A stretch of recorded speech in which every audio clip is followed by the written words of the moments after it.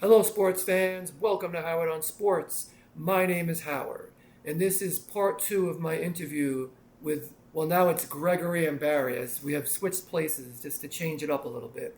This is our fourth attempt to do this, so hopefully we're going to get it right. All right, Gregory, let's start by making a famous speech from baseball history. Go for it.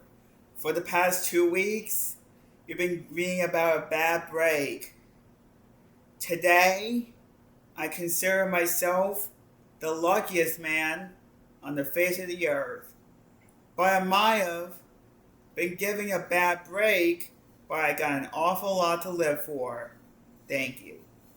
Okay, and that speech that Gregory just made is a speech by Lou Gehrig, Yankee great, from 1939. Lou Gehrig was a phenomenal baseball player, but he got sick, for those who don't know, and ended up passing away as a young man, and it was very tragic. So a very famous baseball speech. But there's a story behind how Gregory was exposed to this speech and what it ultimately meant to him. So Gregory, let's tell the viewers about that. Well, I'm not sure about the exact date, but I remember it's 2014. We're at Yankee Stadium, all three of us, and coincidentally, it was the same night that Carlos Beltran hit a walk-off home run. Yes. And we were eating dinner, and I heard a loudspeaker nearby that did the exact speech, but it's like over and over again. Like 20 times. Like probably 20 times or something like that.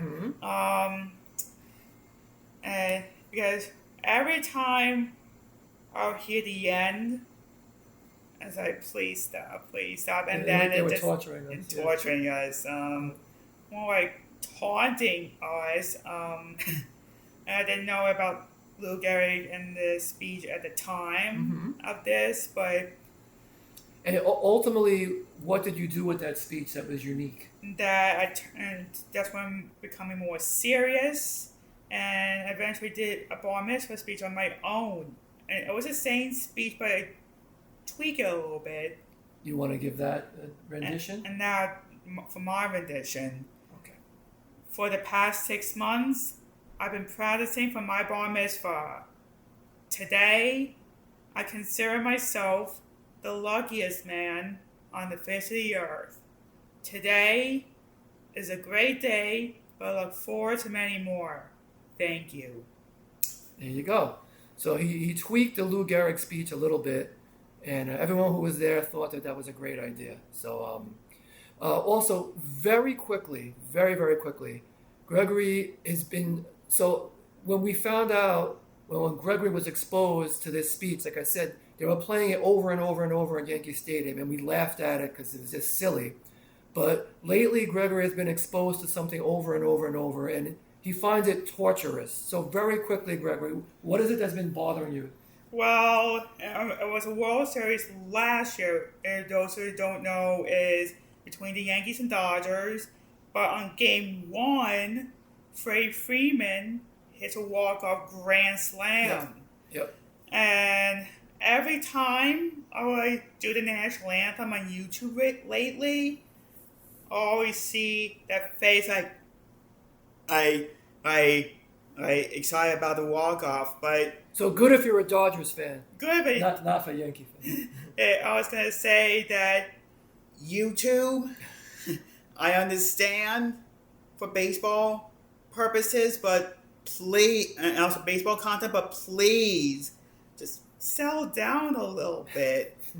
Just settle it down. You don't need to you're taunting me. Just settle down a little bit. Yeah, enough with the Freeman home run. Yeah, enough with that. So, okay.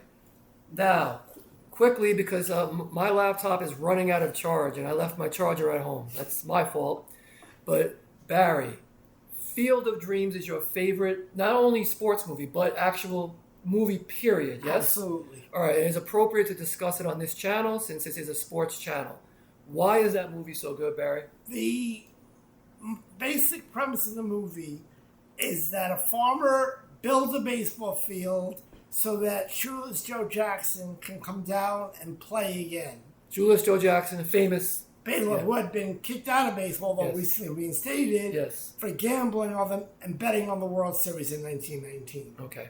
So the farmer builds it, and then at the end, Shoeless Joe brings in a whole bunch of other players from heaven. One of those players, it turns out, Ray, who's the main character, is his father. And his father, who was a big baseball fan, had not gotten along well. So this was, I guess, their moment to kind of reconcile. And Ray introduced his father to his family. And at the end, because you're not sure if, the father realizes who Ray is. Wait, move back into the camera a little bit. And then Ray goes to his father, "Hey, Dad, you want to have a catch?" And myself, and from what I saw on the Major League Baseball channel, a special about Field of Dreams, many men get very emotional on that part, especially someone like myself, who was only 14 when he lost his father, and used to play ball with his father, never had a chance to say goodbye. So that's kind of like one final chance to play ball with your father. Okay. And that's what really gets to me. So there you go. By the way, I saw that movie once a long time ago, but hopefully sometime in the near future we'll watch the movie together. And if Barry cries a little bit, it's okay. He's allowed. Thank you. So, all right. Thanks for watching, guys, and have a fantastic day. Sorry about that.